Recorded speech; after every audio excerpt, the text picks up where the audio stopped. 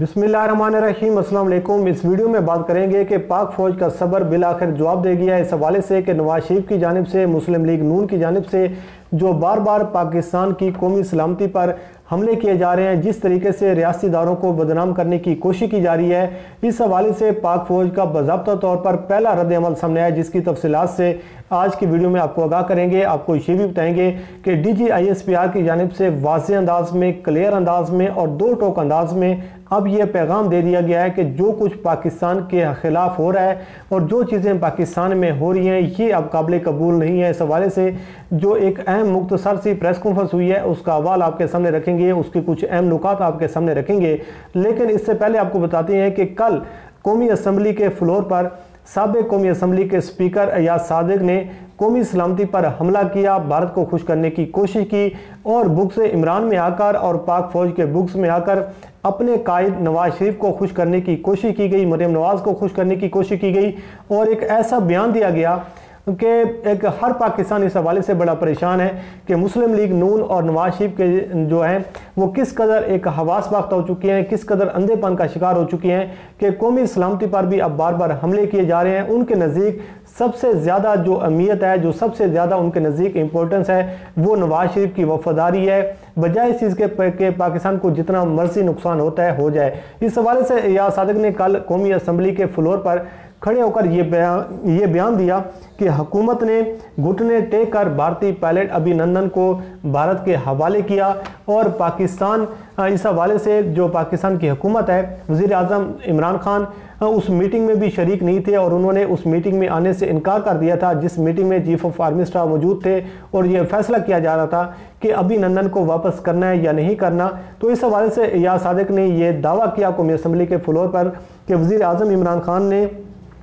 उस मीटिंग में आने से इनकार कर दिया था, मगर आर्मी चीफ उस मीटिंग में मौजूद थे। हमारे पास वज़ीर ख़ारजा शाह महमूद कुरैशी आए और वो बड़े परेशान थे और उन्होंने हमें कहा कि खुदा का वास्ता हमारा साथ दो, अगर हमने अभिनंदन को भारत के हवाले नहीं किया तो भारत आज रात 9 बजे हम पर हमला कर देगा। तो इस हवाले से अभिनंदन को वापस करना बड़ा ज़रूरी है। तो ये एक स्टेटमेंट दी गई अयाज सादिक की जानिब से। लेकिन आप अंदाज़ा लगाएं कि एक जानिब तो कौमी सलामती पर हमले किए जाते हैं, भारत को खुश करने की कोशिश की जाती है, लेकिन जब एक मरतबा स्टेटमेंट दे दी जाती है फिर उसके बाद उस पर यू टर्न मारा जाता है और कहा जाता है कि जी देखें, मेरे बयान को तो तोड़ मरोड़ कर पेश किया गया, मेरे बयान की जो एक वजाहत है वो एक अलग अंदाज में की गई। तो इस हवाले से उन्होंने कहा कि जब ये बयान दिया गया अयाज सादिक की जानिब से, तो उसके बाद भारतीय मीडिया ने इस बयान को उछाला, भारतीय मीडिया ने बड़ा जश्न मनाया और उन्होंने चीख कर कहा कि देखें जी, हमारी ये फतह है, पाकिस्तान ने अपनी शिकस्त तस्लीम कर ली है।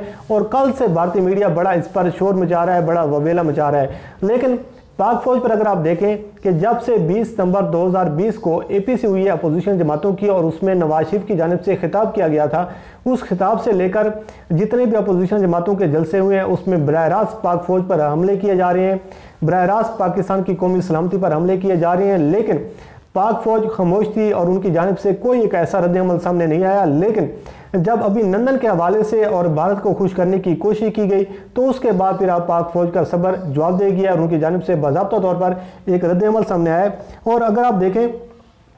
कि ये जो बयान दिया गया अयाज सादिक की जानिब से, इस पर शाह महमूद कुरैशी की जानिब से भी कहा गया कि ऐसा कुछ नहीं हुआ था, मेरे बयान को और मेरा जो एक उन्होंने कहा कि अयाज सादिक ने जो बयान दिया ये हक़ाइक़ के बरअक्स है, इसमें कोई हकीकत नहीं है। और उन्होंने कहा कि अयाज सादिक से ऐसी तवक्को नहीं थी कि कौमी सलामती के मामलात पर भी सियासत की जाए, पाकिस्तान को नुकसान पहुँचाने की कोशिश की जाए और दुश्मन अनासर को खुश करने की कोशिश की जाए। भारत मुस्लिम लीग नून की जानिब से, मरीम नवाज़ की जानिब से और नवाज शरीफ की जानिब से अब बराह रास्त पाक फ़ौज पर हमले किए जा रहे हैं। और इस हवाले से शहीन सबाई साहब ने कल एक जो कॉलम लिखा जिसमें उन्होंने इस जानिब इशारा भी किया है कि नवाज शरीफ अब भारत की जानिब देख रहे हैं और उनसे ये तवक्को कर रहे हैं कि भारत जो है वो उनकी मदद करे और उनके बयानी के हवाले से मीडिया पर दबाव डाले। तो आप अंदाज़ा लगाएं कि किस तरीके से चीज़ें जो हैं अपने ज़ाती मफादात को मुल्की मफादात पर तरजीह दी जा रही है। अब हम बात कर लेते हैं कि जो DGISPR ने मुख्तसर मगर जामे अंदाज में उन्होंने आज प्रेस कॉन्फ्रेंस की है, उसका हवाला आपके सामने रखते हैं, जिसमें उन्होंने सबसे पहला ये कहा है कि आज जो प्रेस कॉन्फ्रेंस की जा रही है इसकी नौबत इसलिए पेश आई है कि कल एक शख्स ने कौमी असम्बली के फ्लोर पर खड़े होकर तारीख को मसख करने की कोशिश की, जिसके रद्द-ए-अमल में ये प्रेस कॉन्फ्रेंस करने की नौबत आई है। और उन्होंने ये कहा कि कल एक ऐसा बयान दिया गया जिसमें तारीख को मसख किया गया और रिकॉर्ड की दुरुस्तगी के लिए ये मैं प्रेस कॉन्फ्रेंस कर रहा हूँ। और DGISPR ने यह कहा है कि ऐसे मनफी बयानात कौमी सलामती पर बराह रास्त मनफी असरात मुरतब कर रहे हैं और इनसे पाकिस्तान की कौमी सलामती को ख़तरा हो सकता है। पाकिस्तान की कौमी सलामती के लिए ये जो बयानात हैं ये कोई अच्छे बयानात नहीं है। इस हवाले से उन्होंने कहा कि मनफी बयानियाँ भारत की शिकस्त और भारत की जो एक शर्मिंदगी होती दुनिया भर में उसके हवाले से ये इस्तेमाल किया जा रहा है और भारत को एक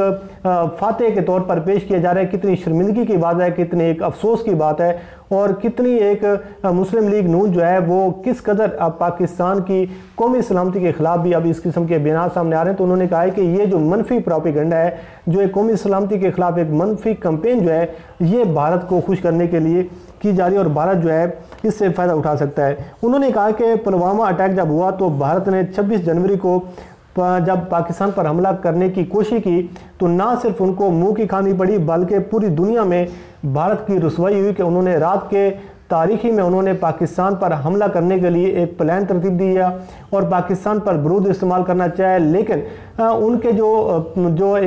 उनकी जो फ़ौज के जो लोग थे और वो जो पाकिस्तान पर हमला करने लोग जो भेजे थे वो इस कदर हवास बाख्ता थे, उन्होंने डर के मारे दरख्तों पर बमबारी करना शुरू कर दी और उन्होंने पाकिस्तान के दरख्तों को शहीद करके उन्होंने फिर ये कहा कि हमने पाकिस्तान पर हमला किया जिससे इतने लोग पाकिस्तान के जो हैं वो मारे गए हैं। लेकिन असल जो हकीकत जब दुनिया के सामने आई तो फिर भारत को शर्मिंदगी का सामना करना पड़ा। लेकिन इसके जवाब में पाकिस्तान ने क्या किया, जो कि तारीख मसख करने की कोशिश की जा रही है, जिसके हवाले से अब दुनिया को ये पता चलना चाहिए कि पाकिस्तान ने दिन की रोशनी में भारत पर जवाबी वार किया और उसके नतीजे में फिर पाकिस्तान ने उनके जहाज़ गिराए और अभिनंदन को पाकिस्तान ने गिरफ्तार किया, पाकिस्तान की फ़ौज ने गिरफ्तार किया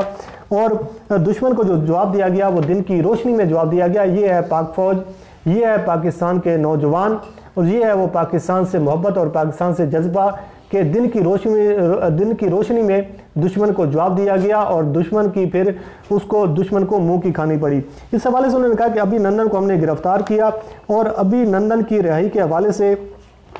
उसको किसी और चीज़ के साथ जोड़ना ये बहुत गुमराहकुन बात है, ये एक इंतहाई अफसोसकुन बात है कि अभिनंदन को जो हमने रिहा किया वो हमने सिर्फ उनको जेनेवा कन्वेंशन के तहत उनको रिहा किया गया, जो उनकी रिहाई हुई और हम जो थे वो दुनिया को ये पैगाम देना चाहते थे कि जो भारत का जो असली चेहरा है, जो भारत जो है जो इस पूरे खिते को एक जंग में धकेलने की कोशिश कर रहा है, जो एक जंगी जुनून रखता है, उसका जो चेहरा है वो हम दुनिया के सामने दिखाना चाहते थे, जिसके बदले में पाकिस्तान को कामयाबी मिली, पाकिस्तान को फतह नसीब हुई और दुनिया के सामने पाकिस्तान का जो एक इमेज है वो बेहतर हुआ है और पाकिस्तान समेत दुनिया के जितने भी ममालिक हैं उनको ये अंदाज़ा हुआ है कि भारत जो है वो किस तरीके से इस पूरे खिते को एक जंग की आग में धकेलने की कोशिश कर रहा था। उन्होंने कहा कि अभिनंदन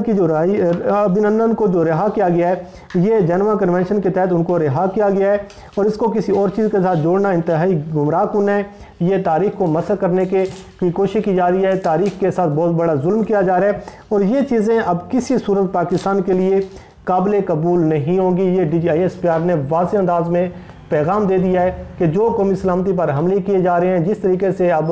एक जो रेड लाइन है वो क्रॉस करने की कोशिश की जा रही है, तो अब ये किसी सूरत जो है ये कबूल नहीं किया जाएगा। ये तकरीबन 6 से 7 मिनट की कोई प्रेस ब्रीफिंग थी जिसमें DGISPR ने वाज़ेह अंदाज में क्लियर किया कि जो अभिनंदन के हवाले से अब भारत जश्न मना रहा है, भारतीय मीडिया में बड़ा शोर और एक वावेला किया जा रहा है, लेकिन अयाज सादिक ने तारीख को मसख करने की कोशिश की है। तो आप अंदाज़ा लगा लें कि मुस्लिम लीग नून को नवाज शरीफ को अगर डील नहीं मिली और आर्मी चीफ की जानिब से उनको एक पैगाम ये दिया गया था, जब कुछ लोग डील लेने के लिए GHQ गए थे तो आर्मी चीफ ने उनको वाज़ेह अंदाज में कहा कि भाईजान जाएँ, जो आपके लीगल मामलात हैं वो जाके अदालतों में हल करें, जो आपके सियासी मामलात जो हैं वो आप जाकर पार्लियामान में हल करें, यहाँ से आपको कुछ नहीं मिलेगा। तो उसके बाद फिर आप देख रहे हैं कि किस तरीके से नवाज शरीफ जो हैं वो हवास बाख्ता हो चुके हैं, वो अंधेपन का शिकार हो चुके हैं। उनके नज़दीक जो है वो अपने ज़ाती जो मफादात हैं, अपनी लूटी हुई दौलत का तहफ़्फ़ुज़ करना ज़्यादा अजीज़ है, बजाय इस चीज़ के कि पाकिस्तान की कौमी सलामती को उससे कितना नुकसान हो सकता है, उससे कितना ख़तरा हो सकता है, इससे उसको कोई सरोकार नहीं है। बहरहाल आप देख रहे हैं कि मुस्लिम लीग नून का बयानिया अवाम में जो उसकी जो मकबूलियत है वो नहीं हो पा रही, अवाम उस बयानिए को एक्सेप्ट नहीं कर रही, अवाम उस बयानिए के साथ नहीं चल रही। लेकिन कोशिश ये की जा रही है कि चीफ ऑफ आर्मी स्टाफ का नाम लिया जाए, DGI का नाम लिया जाए, अदलिया को बदनाम किया जाए, लेकिन जो नवाज शरीफ का बैकग्राउंड है, जो नवाज शरीफ का जो एक माजी है, मुस्लिम लीग नून का माजी है, वो भी पूरी दुनिया के सामने। बहरहाल ये एक पहला बाज़ाब्ता तौर पर एक रद्द अमल सामने आया है काफ़ी दिनों के बाद, जब से अपोजिशन जमातों की एक तहरीक जारी है। और ये जो तहरीक है ये हुकूमत मुखालिफ कम है, लेकिन पाक फ़ौज के और रियासी इदारों के मुखालिफ ज़्यादा नज़र आती है। देखते हैं क्या मुस्लिम लीग नून जो है आने वाले दिनों में क्या कुछ करती है और आगे क्या रद्द अमल सामने आता है। तो इस हवाले से आपको आगाह करते रहेंगे। अल्लाह करीम आपका हामी नासिर हो। मुझे दीजिए इजाज़त। अल्लाह हाफ़िज़।